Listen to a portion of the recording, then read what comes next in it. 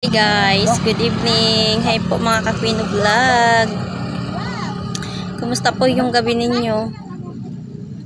Sabado na bukas, kaya maliwalas na yung mukha ko kasi wala tayong gagawin. Anyway, mayroon pala maglalaba ako.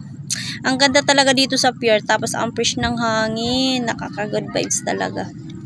Tapos may baon din ako dito pag pumupunta ka sa pier. Wait lang, ipapakita ko sa inyo yung ganda ng pier ngayon. Ngayong gabi. Wait lang mga